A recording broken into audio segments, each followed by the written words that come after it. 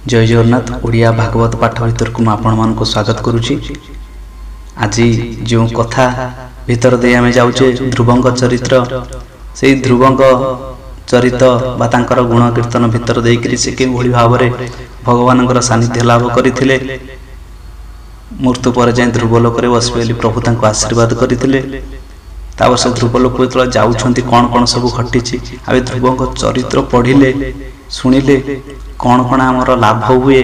कहीं जेहेतु आम मनुष्य सब प्रत्येकटा दिगरे ही लाभ ही खोजी था। आत्मिक कल्याण कि भाव हुए कि भाव गृह सुपुत्र जात हुए यही सब कथा भीतर देकर अच्छा जो मेडिकल साइंस फेल हो जाती जो भागवत भी गोटे अद्भुत प्रकार गोटे मिराकल देखा जोटि कि अपुत्रिक घर भी पुत्र संतान प्राप्त हो बहुत कथा अच्छी भागवत भीतर देकर जहाँ आज जीवा चतुर्थ स्कंदर चतुर्दश अध्याय ता पूर्व सर्वप्रथम गुरु गोविंद चरण कमल को ध्यान करी राधाकांद चरणारविंदर निजर मति को समर्पण कर दे निज निजर गुरु प्रति आम भक्ति श्रद्धा भल पाइबा रखी यही कथा भीतर को आगे जावा। ओम गुरुर्ब्रह्मा गुरु विष्णु गुरुदेव महेश्वर गुरु साक्षात् परम ब्रह्म तस्मै श्री गुरुवे नमः। हे कृष्ण करुणा सिंधु दीन बंधु जगतपते गोपेश गोपिका कांत राधा कांत नमोस्तुते। तप्त कंजन गौरंगी राधे वृंदावनेश्वरी वृषभानुसुते देवी प्रणमामि हरि प्रिये। नारायणं नमस्कृत्यं नरं चैव नरोत्तमं देवीं सरस्वतीं व्यासं ततो जयमुदीरयेत्। मूकं करोति वाचालं पङ्गुं लङ्घयते गिरिं यत्कृपातमहं वन्दे परमानन्दमाधवम्। निगमकल्पतरोर्गलितं फलं मुखसुखादं रवसंयुक्तं पिबत भागवतं रसमालयं मुहुरहो रसिका भुवि भावुका। पिबत भागवत रसमालयं मुहुरहो रसिका भुवि भावुका। ये भागवत को जो माने रसिक सही माने ही पाठ करते सही माने ही श्रवण करते। किंतु सर्वप्रथम देखा गले जो नवदा भक्ति अच्छा से नवदा भक्ति भितर सर्वप्रथम ही थाए कौन ना श्रवण कीर्तन स्मरण वंदन पाद सेवन दास्य पूजन सखी जन आत्मनिवेदन गोविंद दास भी गोविंद दास हवाई सर्वप्रथम श्रवण भगवान नाम कीर्तन गुण कीर्तन लीला जो थे कि जो कथा भीतर देकरी भगवान नाम आ भगवान गुण कीर्तन अच्छी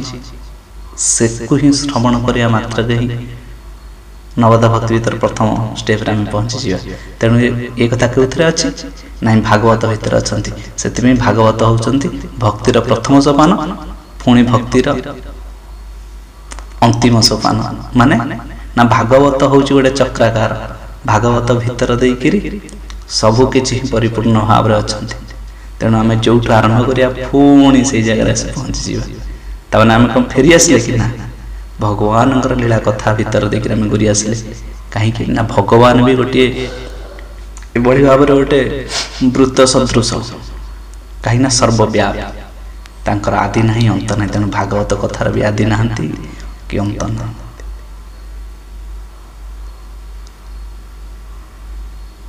जहाँ भी होना कहीं चतुर्थ स्कंद भीतर को आम प्रवेश करवा। ध्रुव कर कथा ध्रुव क्यों भाव जिते मृत्यु हो जाइए मृत्यु पर भगवान आशीर्वाद पाई ना ध्रुव लोक जा बसवे शरीर त्याग जो कर शरीर त्याग कर माँ के भेटी यही सब कथा आज आसतु भागवत टुंगीर से जो स्वर भीतर देकर आम जा ହୁଏତ ସ୍ୱର କିଛି ସାମଞ୍ଜସ୍ୟ ଖାପ ଖାଉ ନଥିବ, କିନ୍ତୁ ମୁଁ ଯେତେବେଳେ ପିଲାବେଳେ ପଢ଼ୁଥିଲି ତ ଏଇ ସ୍ୱରରେ ପଢ଼ୁଥିଲି,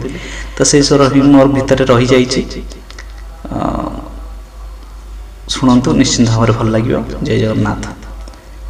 ମୈତ୍ରେୟ ଉବାଚ, ଚତୁର୍ଦ୍ଦଶ ଅଧ୍ୟାୟ। ମୈତ୍ରେୟ ଉବାଚ, ଧ୍ରୁବର କୋପ ଯେହୁଁ ଗଲା, କୁବେର ଭୁବନେ ଜାଣିଲା, ତକ୍ଷଣେ ନିଜ ଗଣ ତୁଲେ,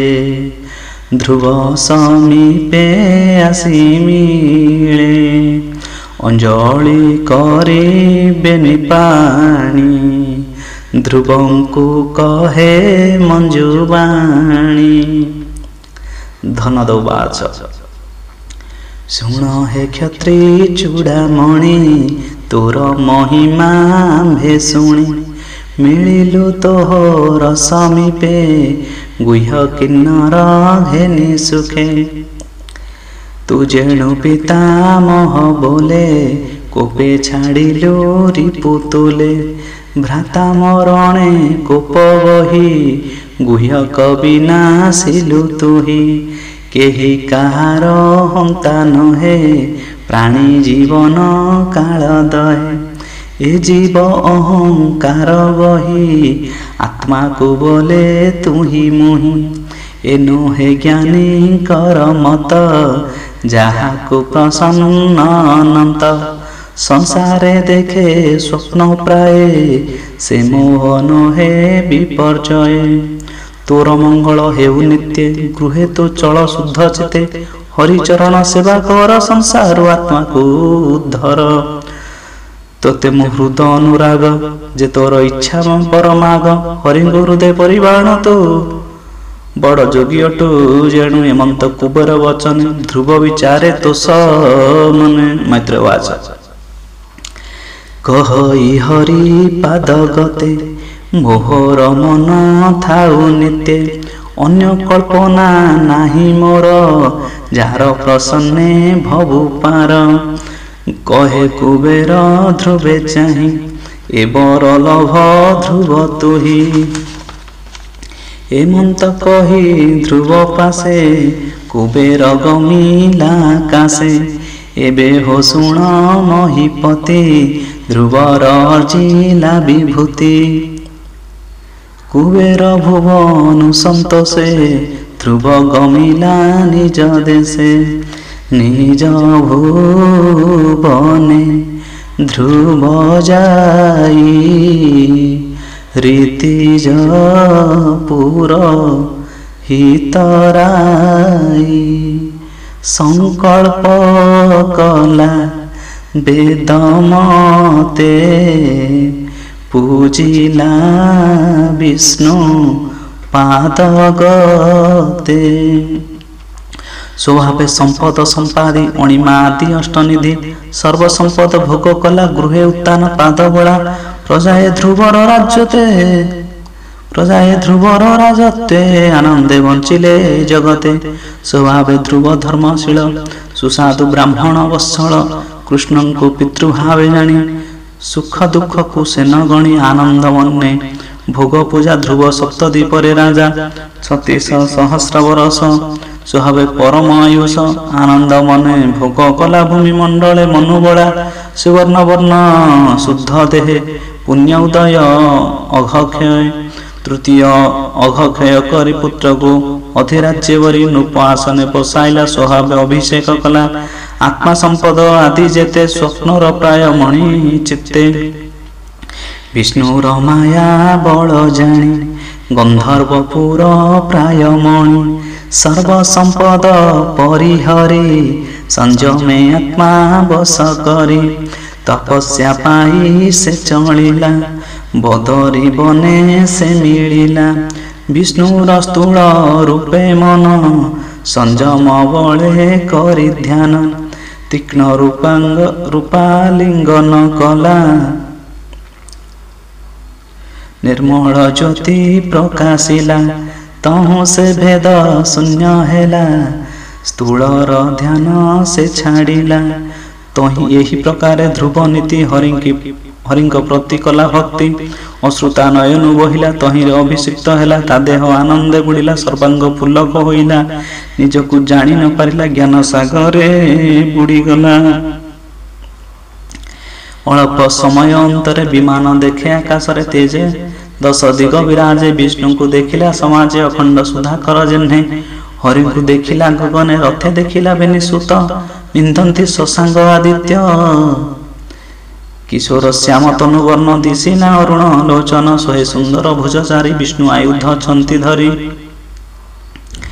अंगद करिट कुंडल हृदय लंब युवनमाल रत्न मेखला कटी माझे मकर कुंडल विराजे ध्रुव निकटे जाई मिली गगन खसे कि बिजुली तुंडे गोविंद नाम गाई कपाळे बेनी कर देई नमिले ध्रुव पाद तले रुम पुलक सृजले सौनक आदि मुनि जेते तक्षणे मिलिला समस्ते कृष्णर नाम मुखे गाई कहंती ध्रुव मुख चाहि सुनंदानंद उवाच शुण उत्तान पादसुत संसारे तुझे भाग्यवंत तु शिशु पंचम बरस तपे तोषिलु ऋषिकेश एबे गोविंद आज्ञा सिरे घिनी मिलिलु तो छामुरे ध्रुव पद को नेबु तते देख कांचन दिव्य रथे दुर्लभ विष्णु पद तोहि बळे लभिलु तप बही ए शिशुन्मार चक्र तले चंद्र आदित्य तारा मेले निरते भ्रमंती दक्षिणे पवन रजु आकर्षण जे पद तोर पितृजन प्रवेश नहिले भाजन केयान ताहा लभि पारे अनित्य संसार सागरे अशेष जगत बंधन विष्णु परम पदस्थान एणुए उत्तम विमान तोते पेशिले भगवान तु एबे बस स्थिर मन विमान बाहिबु गगने एमंते विष्णुदूत वाणी आनंदे मने ध्रुव शुणी तक्षण अभिषेक कला मुनि चरणे नमिला मुनिजनक आशीर्वाद जय मंगल वेदनादे विमान प्रदक्षिण करी विष्णुदूत को आश्रय करी हिरण्यमय रूप धरे स्वतेजे 10 दिगपुरे गगने चतुर्विध वाद्य दिगपुरिला गीतनादे पुष्पवर सन्ति हरस विबुधे देखंती आकाशे ध्रुव स्वर्ग को जीवा बेले जननी पड़ी लामन रे दुखिनी अटे मो जननी कहीं रहिले सेहु फुणी ताहांकु छाड़ी कि प्रकारे जीवी मुएबे विष्णुपुरे दूते बुझिले ध्रुव भाव माता को देखाइले जब सुनीति जननी समेते बसिले रत्नमय रथे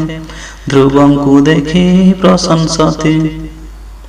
केबा आनंदे करे स्तुति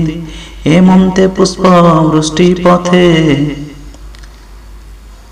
ग्रह को देखिले अग्रते त्रैलोक्य जिणी दिव्य जने मुनि को देखिला विमाने मुनि को देखी से ही रथे विजय कला विष्णु पथे जे प्राणी सन्थ समदृश अशेष जनक विश्वास श्रीहरि पदे जा चित्त जार संतोष सम साधु धीर से प्राणी विष्णु से प्राणी से पूरे पसंती माया बंधन तो से तरंती एणु उत्तान पाद सुत विष्णुर परम भकत त्रैलोक्य रम्य मणिस्थाने बसिला निश्चल आसने गंभीर बेगे काल चक्र वज्र रसना अतिरेक ग्रह नक्षत्र तारा गणे भ्रमंती मेधी आकर्षणे तार महिमा जस घोषी विश्वास बादे ब्रह्म राशि प्रचेता गणे आगे थाई नृत्य करती वीणा बाई मातृ सपत्नी वाक्य जंत्रे बनरे पशिले जेमंते जेमंते हरि को तोषिला जननी संगे स्वर्गे गला मैत्रवाच शुण हे व्यासंक कुमार तू साधु जन मध्यवर तू जेणु पचारिलु मते ध्रुव चरित भागवते उत्थान पाद ध्रुव वाणी जेहा एक मने शुणी शुणी कहती साधु कुले बसंती वैष्णव मंडले जस आयुष धनमान स्वर्ग निवास स्वस्त्ययन विघ्न समूहे नाही भ्रांति सकल क्लेशु निस्तरन्ति विप्र समीपे प्रातः काले गोविंद भक्ति भाव बळे पौर्णमी अमावास्या दिने द्वादशी श्रवण विधाने दिवस क्षय व्यतिपाते संक्रांति अर्कबार जुक्ते श्रद्धा पूर्वक जे पढ़ती अथवा श्रवणे शुणती ज्ञाने संतोष प्राणींकर चतुर भाव नुहे दूर सकामे जड़े चित्त जेबे शुणती सुत धन लाभे कुले सुपुत्र हुए जात शुणिए ध्रुवर चरित